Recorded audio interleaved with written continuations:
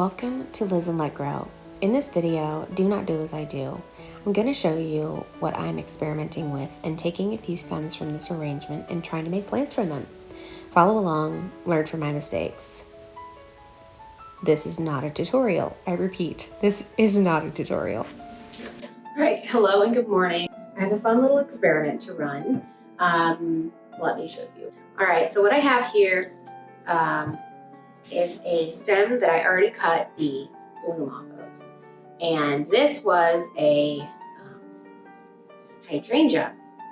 And if you can see, there are nodes on it right here, here, right here, right here.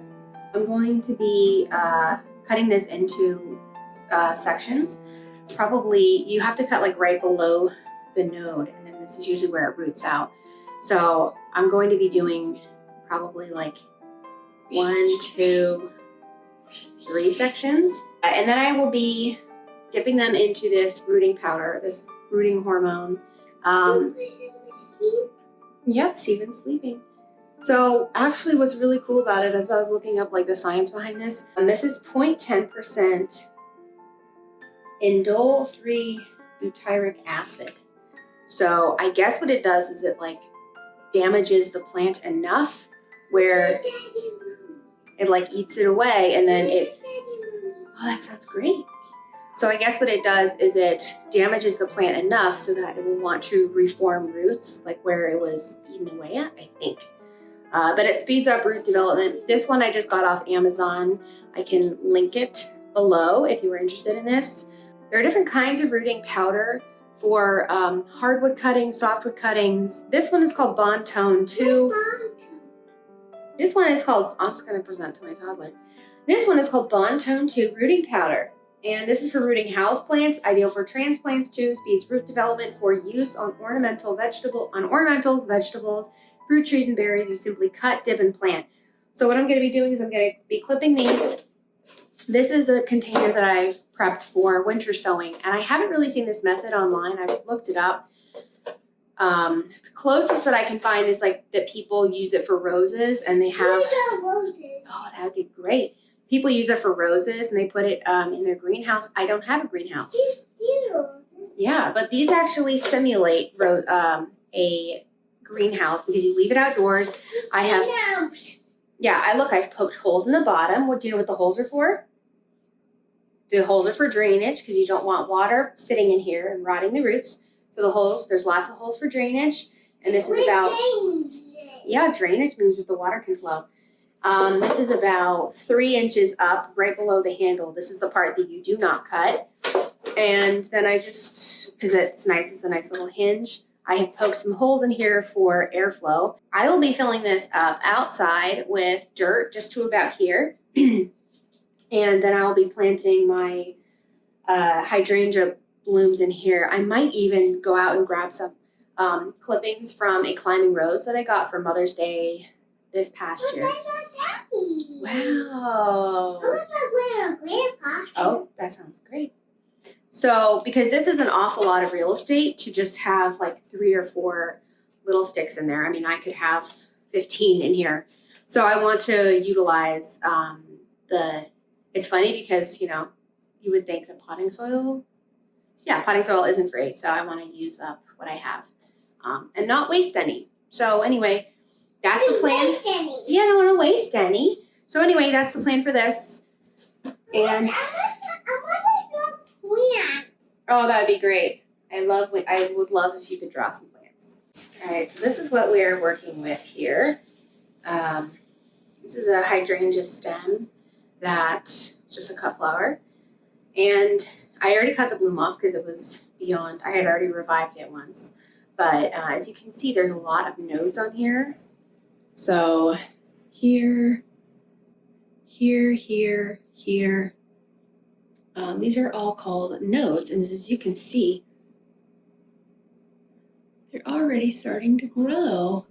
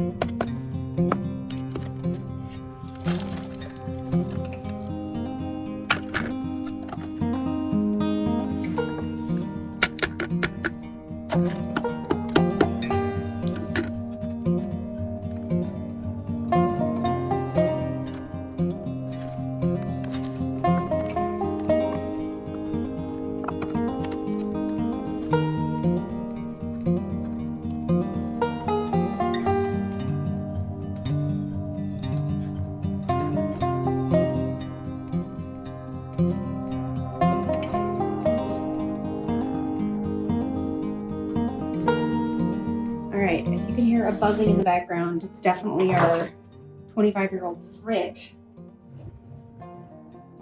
This is the rose branch that I will be working on. I'm trimming off these leaves, pulling off the leaves. Ow, where are my gloves?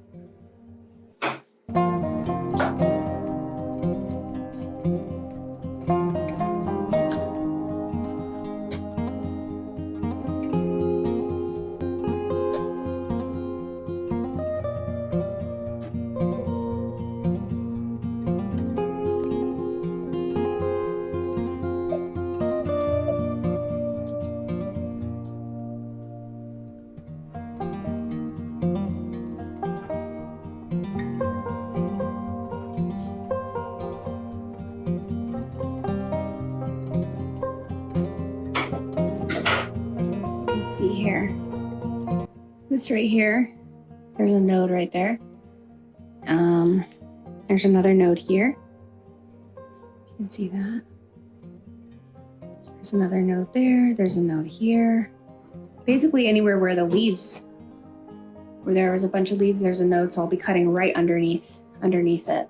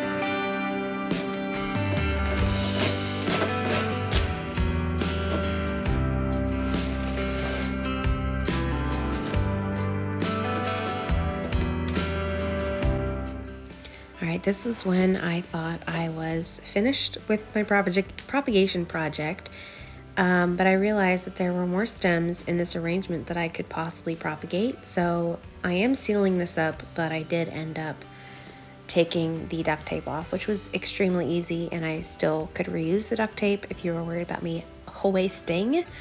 But I did label it in 2 different spots. I would not recommend using the Sharpie directly on the plastic of the milk jug, just because this wears incredibly badly. Like, it will fade to nothing. You will not know what you have planted. So I would just recommend writing this with the Sharpie on the duct tape itself.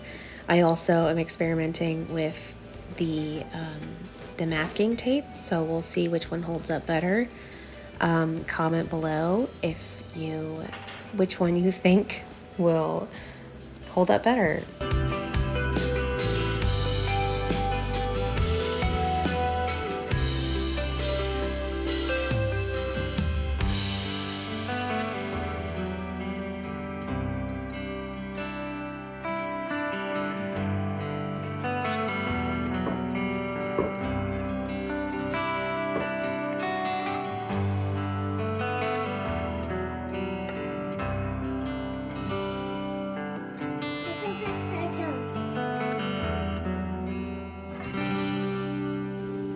I ended up fitting 16 cuttings in here. You could definitely fit a few more in there if you have them.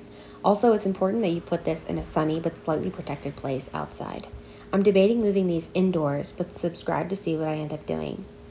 I'm not entirely confident that this is a good method for propagating stems in the winter, but that's why this is an experiment. If you enjoyed this video, I think you'd like the video tour of a front garden where I'll be planting out these plants in the spring if they're successful. Be sure to give this video a thumbs up and subscribe. It's free, and you don't know how motivating it is to be able to share my projects with you. I will have a lot more videos like this to come, so be sure to comment what you'd like to see from me. See you in the next one.